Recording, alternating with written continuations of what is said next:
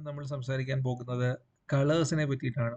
Colours നമ്മളുടെ പ്രസന്റേഷനുകളെ കൂടുതൽ attractive ആക്കും, കൂടുതൽ ക്ലിയറും ആക്കും. ആം, ഓരോ നിറങ്ങൾക്കും ഒരു മൂഡുണ്ട്. അപ്പോൾ നമ്മളുടെ ആരാണോ നമ്മളുടെ ടാർഗറ്റ് ഓഡിയൻസ്, എന്തിനു വേണ്ടിയിട്ടാണോ നമ്മൾ സ്ലൈഡുകൾ ബിൽഡ് ചെയ്യുന്നത്, അതിനനുസരിച്ചുള്ള കളറുകൾ ചൂസ് ചെയ്യുമ്പോഴത്തേക്കിന് നമുക്ക് കറക്റ്റായിട്ട് നമ്മളുടെ ഓഡിയൻസിനെ ടാപ്പ് ചെയ്യാനും അവരുടെ അറ്റൻഷൻ നമുക്ക് കൊണ്ടുവരാനും സാധിക്കും. സോ നിറങ്ങളെ പറ്റിയിട്ട് നമുക്ക് കൂടുതൽ ഇന്ന് സംസാരിക്കാം. എന്തുകൊണ്ട് കളേഴ്സ് മാറ്റർ ചെയ്യുന്നു എന്ന് ചോദിച്ചു കഴിഞ്ഞാൽ ഈ പറഞ്ഞതുപോലെ കറക്റ്റായിട്ട് അതിൻ്റെ മൂഡ് സെറ്റ് ചെയ്യാൻ വേണ്ടി നമ്മളെ ഹെൽപ്പ് ചെയ്യുന്നുണ്ട്. ഇനി നമുക്കൊരു ഒരു ഹൈലൈറ്റ് ചെയ്യാൻ വേണ്ടിയിട്ട് പ്രധാന പോയിന്റുകൾ ഹൈലൈറ്റ് ചെയ്യാൻ വേണ്ടി നമുക്ക് ഉൾപ്പെടുത്താൻ സാധിക്കും. ഇപ്പോൾ ബ്രാൻഡ് ഐഡന്റിറ്റികളൊക്കെ ബിൽഡ് ചെയ്യാൻ വേണ്ടിയിട്ട് കളേഴ്സ് ഭയങ്കര ഇമ്പോർട്ടൻ്റ് ആണ്. കൊക്കോ കോള എന്ന് പറയുന്ന ബ്രാൻഡ് എന്ന് പറയുമ്പോൾ നമ്മുടെ മനസ്സിൽ റെഡ് എന്ന് പറയുന്ന കളർ കൃത്യമായിട്ട് വരും. ഇനി നമ്മളുടെ മനസ്സിലേക്ക് കുറച്ച് കാര്യങ്ങൾ റീറ്റെയിൻ ചെയ്യാൻ വേണ്ടിയിട്ടും ഇത് സഹായിക്കും. ഇത് ലേണിംഗിൽ ഭയങ്കര ഇമ്പോർട്ടൻ്റ് ആയിട്ടുള്ള കാര്യങ്ങളാണ്. നമ്മുടെ ടെക്സ്റ്റ് ബുക്കുകൾ ശ്രദ്ധിച്ചാൽ മതി. അതിൽ പ്രധാനപ്പെട്ട പോയിന്റുകൾക്ക് ഒരു കളർ കൊടുത്തിട്ടുണ്ടാവും, ബോക്സുകൾക്ക് ഒരു ഡിഫറെൻറ്റ് കളർ കൊടുത്തിട്ടുണ്ടാവും. ചില സമയത്ത് ചില ബുക്കുകൾ ഒരുപാട് കളേഴ്സ് ഉപയോഗിച്ച് ആക്ച്വലി കളേഴ്സിൻ്റെ റെലവൻസ് തന്നെ നഷ്ടപ്പെടാറുണ്ട്. പക്ഷെ ശരിയായ രീതിയിൽ ഉപയോഗിച്ച് കഴിഞ്ഞാൽ നമ്മളുടെ മനസ്സിൽ കാര്യങ്ങൾ നിൽക്കാനും ഓർമ്മ നിൽക്കാനും ഒക്കെ ഇത് നമ്മളെ സഹായിക്കും. അപ്പോൾ കളേഴ്സിനെ പറ്റി നമ്മൾ സംസാരിക്കുമ്പോൾ അല്ലെങ്കിൽ കളേഴ്സിനെ പറ്റി കൂടുതൽ പഠിക്കുമ്പോൾ നമ്മൾ മനസ്സിലാക്കേണ്ട ഒരു കാര്യമാണ് ഇത് കളർ വീൽ. ബേസിക് കളേഴ്സ് എന്ന് പറയുന്നത് നമുക്ക് റെഡ്, ബ്ലൂ ആൻഡ് യെല്ലോ എന്നുള്ളത് നമ്മൾ എപ്പോഴും പഠിച്ചിട്ടുള്ള കാര്യങ്ങൾ തന്നെയാണ്. ഇനി ഇതിൽ തന്നെ നമുക്ക് സെക്കൻഡറി കളേഴ്സ് ഉണ്ട്. അത് ഗ്രീനും ഓറഞ്ചും പേർപ്പിളും ആണ്. ഇനി ഇതേ കളേഴ്സ് തന്നെ ഒരു പ്രൈമറി കളറും ഒരു സെക്കൻഡറി കളറും കൂടെ മിക്സ് ചെയ്ത് കഴിയുമ്പോൾ നമുക്ക് ടേർഷറി കളേഴ്സ് കിട്ടും. അപ്പോൾ ഈ കളർ വീൽ എന്ന് പറയുന്നത് വളരെ ഇമ്പോർട്ടൻ്റ് ആയിട്ടുള്ള ഒരു കോൺസെപ്റ്റ് തന്നെയാണ്. ഇനി കളർ വീലിൽ നിന്ന് നമുക്ക് നമ്മൾക്ക് കളറുകൾ ചൂസ് ചെയ്യുമ്പോഴത്തേനും നമ്മളെ ഹെൽപ്പ് ചെയ്യുന്ന ഒരു സാധനമാണ് കളർ സ്കീംസ് എന്ന് പറയുന്നത്. മോണോക്രോമാറ്റിക് എന്ന് പറഞ്ഞു കഴിഞ്ഞാൽ നമ്മുടെ കളർ വീലിൽ ഒരു കളർ വരുന്നതിനോടൊപ്പം തന്നെ അതിൻ്റെ ഡിഫറെൻറ്റ് ഷെയ്ഡ്സ് വരുന്നുണ്ട്. അപ്പോൾ നമുക്ക് മോണോക്രോമാറ്റിക് എന്ന് പറയുന്നത് ഒരു ടൈപ്പ് ഓഫ് ഇപ്പോൾ യെല്ലോ അല്ലെങ്കിൽ ബ്ലൂ, റെഡിൻ്റെ ഒക്കെ പല ഷെയ്ഡ്സ് വരുന്നതിനെയാണ് നമ്മൾ മോണോക്രോമാറ്റിക് സ്കീം എന്ന് പറയുന്നത്. അനലോഗസ് എന്ന് പറയുന്നത് നമ്മൾ ഒരു കളർ അതിൻ്റെ ലെഫ്റ്റിലും റൈറ്റിലും കളർ വീലിൽ അതിൻ്റെ ലെഫ്റ്റിലും റൈറ്റിലും അതായത് അഡ്ജസൻ്റ് ആയിട്ടുള്ള കളേഴ്സിനെ ചൂസ് ചെയ്യുന്നതാണ് നമ്മൾ അനലോഗസ് സ്കീം എന്ന് പറയുന്നത്. കോംപ്ലിമെന്ററി കളേഴ്സ് നമുക്കറിയാവുന്ന പോലെ നേരെ ഓപ്പോസിറ്റ് സൈഡിൽ കളർ വീലിൽ ഓപ്പോസിറ്റ് നിൽക്കുന്നതാണ്. അപ്പോൾ യൂഷ്വലി നമ്മളൊരു പ്രൈമറി കളർ ചൂസ് ചെയ്ത് കഴിഞ്ഞാൽ മറ്റൊരു സെക്കൻഡറി കളർ ആയിരിക്കും അതിൻ്റെ ഓപ്പോസിറ്റ് നിൽക്കുക. ഇപ്പം ബ്ലൂ, ഓറഞ്ച്. അപ്പോൾ അത് ഭയങ്കര ഒരു ഹൈ കോൺട്രാസ്റ്റ് കോമ്പിനേഷൻ ആണ്. ഇനി ട്രയാഡിക് കോമ്പിനേഷൻ എടുത്തു കഴിഞ്ഞാൽ നമുക്ക് നേരത്തെ പറഞ്ഞ പോലെ റെഡ്, ബ്ലൂ, യെല്ലോ എന്ന് പറയുന്ന ഒരു ഈക്വലി സ്പേസ്ഡ് ആയിട്ടുള്ള ഒരു കളർ വീലിൽ തന്നെ ഈക്വലി സ്പേസ്ഡ് ആയിട്ടുള്ള 120 ഡിഗ്രീസ് സെപ്പറേറ്റഡ് ആയിട്ടുള്ള 3 കളേഴ്സ്. ഇത് നമുക്ക് എങ്ങനെ വേണമെങ്കിലും ചൂസ് ചെയ്യാം. സെക്കൻഡറി കളേഴ്സും ഇതുപോലെ തന്നെ ഒരു ട്രയാഡിക് കോംബോ ആയിട്ട് വരും. അപ്പോൾ ഇത് ഭയങ്കര വൈബ്രൻ്റ് ആയിട്ടുള്ള ഒരു കളർ സ്കീമാണ്. അപ്പോൾ ഇങ്ങനെയുള്ള ഡിഫറെൻറ്റ് കോമ്പിനേഷൻസ് അല്ലെങ്കിൽ കളർ സ്കീംസ് അറിയുന്നത് നമുക്ക് തീർച്ചയായിട്ടും ഭയങ്കരമായിട്ട് ഹെൽപ്പ് ചെയ്യും. ഇനി കളേഴ്സിന് ഓരോന്നിനും ഒരു സൈക്കോളജി ഉണ്ട്. ഓരോ കളേഴ്സും ഇതിൽ ചിലതൊക്കെ നമുക്ക് ഭയങ്കര അറിയാവുന്ന സാധനങ്ങളാണ്. ചുവപ്പ് എന്ന് പറയുന്നത് എപ്പോഴും നമ്മളുടെ ഒരു ഒരു കോഷൻ അല്ലെങ്കിൽ ഒരു എന്താ പറയുക ഒരു അപകടം ഒക്കെ സൂചന നൽകുന്ന സാധനമാണ്. ട്രാഫിക് ലൈറ്റിൽ നമ്മൾ കാണുന്നതാണ്.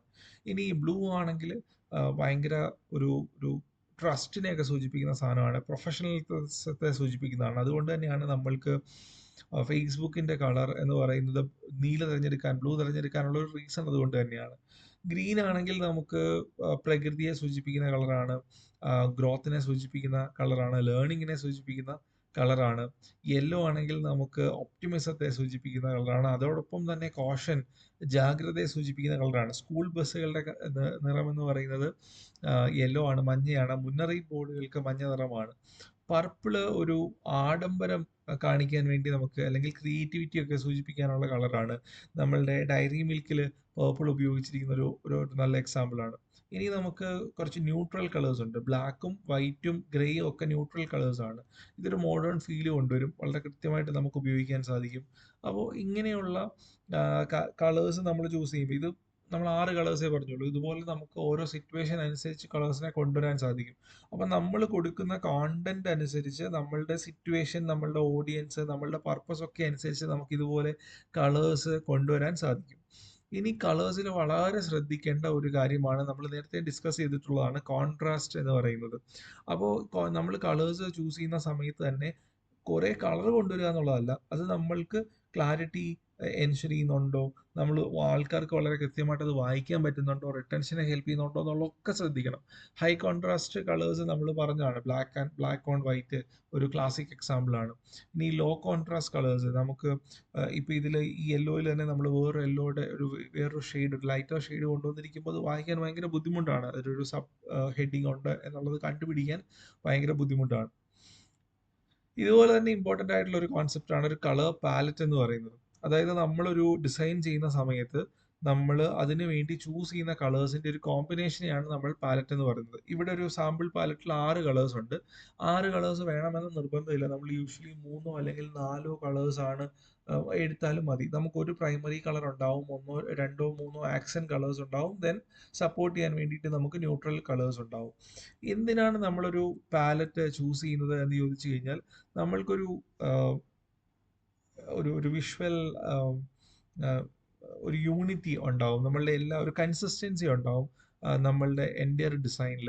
അതുപോലെ തന്നെ നമ്മളൊരു പെർട്ടിക്കുലർ സ്ലൈഡ് പ്രസന്റ് ചെയ്യുന്ന സമയത്ത് അതിന്റെ ഓഡിയൻസും നമ്മൾ കൺവേ ചെയ്യുന്ന മെസ്സേജും ഒക്കെ ഒരു കോമൺ രീതിയിലായിരിക്കും പോവുക. അപ്പൊ നമ്മളൊരു പാലറ്റ് ചൂസ് ചെയ്തിട്ട് അതിനെ ഫോളോ ചെയ്യുന്ന സമയത്ത് തീർച്ചയായിട്ടും നമ്മളെ അത് ഭയങ്കരമായിട്ട് ആ ഒരു മൂഡ് അല്ലെ ആ ഒരു കൺസിസ്റ്റൻസി മെയിൻറ്റെയിൻ ചെയ്തു പോകാൻ വേണ്ടി സഹായിക്കും. എന്നാൽ ചില സമയത്ത് നമുക്കൊരു പക്ഷേ നമ്മളൊരു വളരെ പ്രൊഫഷണൽ ആയിട്ടോ അല്ലെങ്കിൽ വളരെ നോർമൽ ആയിട്ട് കാം ആയിട്ടുള്ള ഒരു സാധനം പറഞ്ഞു പോകുന്നതിന്റെ ഇടയ്ക്ക് ഒരു പെർട്ടിക്കുലർ സ്ലൈഡിൽ ഒരു പക്ഷേ നമുക്ക് ഭയങ്കര ഒരു കോഷൻ കൊണ്ടുവരേണ്ട ഒരു സാധനം ഉണ്ടെങ്കിൽ നമുക്കൊരു ഒരു ഡിഫറെൻ്റ് ആയിട്ടുള്ള ഒരു കളർ കോമ്പിനേഷൻസ് ഒക്കെ നമുക്ക് കൊണ്ടുവരാം. എങ്കിലും നമുക്ക് ജനറലി സ്പീക്കിംഗ് നമുക്കൊരു പാലറ്റ് നമ്മളെ ഭയങ്കരമായിട്ട് ഇത് കൺസിസ്റ്റന്റ് ആയിട്ട് കൊണ്ടുപോകാൻ വേണ്ടി ഹെൽപ്പ് ചെയ്യും.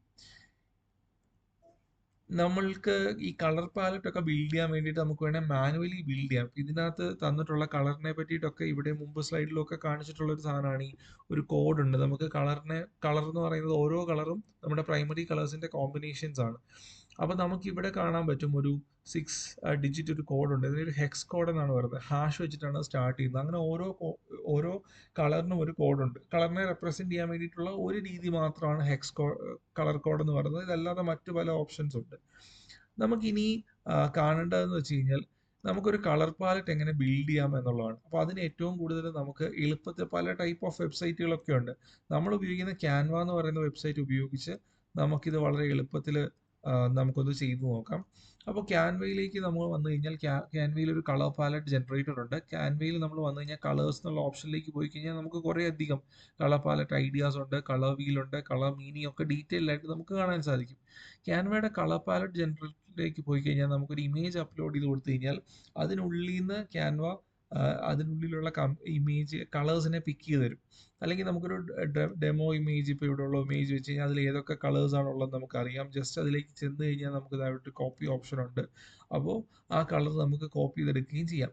ഇനി നമുക്ക് കളർ പാലറ്റ് ഐഡിയാസ് എവിടെയുണ്ട് കണ്ടോ, കുറെ ബേസിക് കളേഴ്സ്, ഇവിടെ എല്ലാം 4 കളേഴ്സ് ആണ് ഉപയോഗിച്ചിട്ടുള്ളത്. പല രീതിയിലുള്ള കളേഴ്സ് ഉപയോഗിച്ചിട്ടുണ്ട്. ഇനി നമുക്ക് കൂടുതൽ കളർ കോമ്പിനേഷൻസ് എക്സ്പ്ലോർ ചെയ്യണം എന്നുണ്ടെങ്കിൽ ജസ്റ്റ് ക്ലിക്ക് ഹിയർ. അപ്പോൾ നമ്മൾക്ക് വീണ്ടും ഒരു വളരെ എക്സ്റ്റെൻഡഡ് ലിസ്റ്റിലേക്ക് നമുക്ക് പോകും. ക്യാൻവ ബിൽഡ് ചെയ്ത് വെച്ചിട്ടുള്ള പല ടൈപ്പ് ഓഫ് കളേഴ്സ് നമുക്ക് ഇവിടുന്ന് കാണാൻ സാധിക്കും.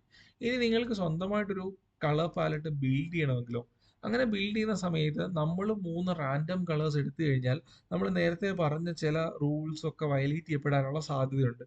അതുകൊണ്ട് ക്യാൻവയിൽ ഭയങ്കര ഹാൻഡി ആയിട്ടുള്ള ഒരു ഫീച്ചറാണ് നമ്മൾക്ക് ഇവിടെ എന്ത് ടൈപ്പ് ഓഫ് ഒരു കളർ ചൂസ് ചെയ്യുക, അതിനനുസരിച്ച് നമുക്ക് ഏത് ടൈപ്പ് ഓഫ് കളർ കോമ്പിനേഷൻ ആണ് വേണ്ടത് എന്ന് നമുക്ക് തീരുമാനിക്കാം. ഏത് സ്കീമാണ് ഉപയോഗിക്കേണ്ടത്.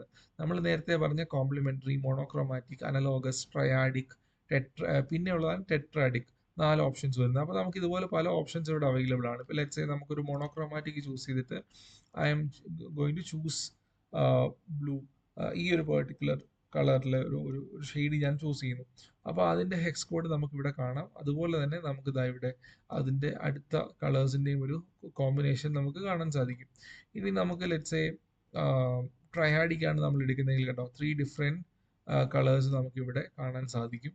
അപ്പോൾ അതുപോലെ തന്നെ നമുക്ക് ഇതിൽ കസ്റ്റമൈസേഷൻ ഒക്കെയുള്ള ഓപ്ഷൻ ഉണ്ട്. ഇപ്പോൾ ഞാൻ ഈ പെർട്ടിക്കുലർ കളറാണ് ചൂസ് ചെയ്യുന്നതെങ്കിൽ അതിനെ ബേസ് ചെയ്തിട്ടുള്ള മറ്റ് 2 കോമ്പിനേഷൻസ് കൂടെ നമുക്ക് ബിൽഡ് ചെയ്ത് തരും. കോംപ്ലിമെന്ററി കളേഴ്സ് ആണെങ്കിൽ നമ്മൾക്ക് ഒരു പെർട്ടിക്കുലർ കളർ എടുത്തു കഴിഞ്ഞാൽ അതിന്റെ കോംപ്ലിമെന്ററി കളർ എന്നുള്ളത് നമുക്ക് ബിൽഡ് ചെയ്തെടുക്കാൻ സാധിക്കും. ഇതിനെ യൂസ് ചെയ്ത് ഡയറക്റ്റ്ലി നമുക്കൊരു ഡിസൈനിലേക്ക് പോകാൻ സാധിക്കും. അല്ലെങ്കിൽ നമുക്ക് എക്സ്പോർട്ട് പാലറ്റിലേക്ക് ക്ലിക്ക് ചെയ്ത് കഴിഞ്ഞാൽ ഒരു PDF ആയിട്ട് നമുക്കിതിനെ ഡൗൺലോഡ് ചെയ്തെടുക്കാനും സാധിക്കും. സോ ഇതല്ലാതെ തന്നെ നമുക്ക് പാലറ്റ് ബിൽഡ് ചെയ്യാനുള്ള ഒരുപാട് ടൂളുകളുണ്ട്. This is just an example. അപ്പൊ നമുക്ക് ഇനി ചെയ്തു നോക്കേണ്ട ഒരു കാര്യം എന്ന് പറയുന്നത്, നമ്മൾക്കൊരു പാലറ്റ് അവൈലബിൾ ആണ്. ഈ പാലറ്റ് ഫസ്റ്റ് ഒരു പാലറ്റ് ബിൽഡ് ചെയ്യുക ക്യാൻവ ഉപയോഗിച്ച്.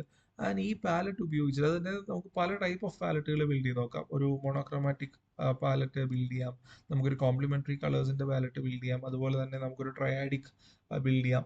ഇങ്ങനെ ചെയ്ത ഒരു പാലറ്റ് വെച്ചിട്ട് നമുക്കൊരു രണ്ടോ മൂന്നോ സ്ലൈഡ്സ്, അതായത് ഒരു ജനറൽ സ്ലൈഡ് തന്നെ എടുക്കുക, ഒരു ടൈറ്റിലും സബ് ഹെഡിങ്ങും ഒരു ബോൾഡ് ടെക്സ്റ്റും ഉള്ള ഒരു സ്ലൈഡ് എടുത്തിട്ട് നമുക്ക് അതിൽ തന്നെ പല കളർ പാലറ്റുകൾ വെച്ചിട്ട് ഒന്ന് ട്രൈ ചെയ്ത് നോക്കിയാലോ?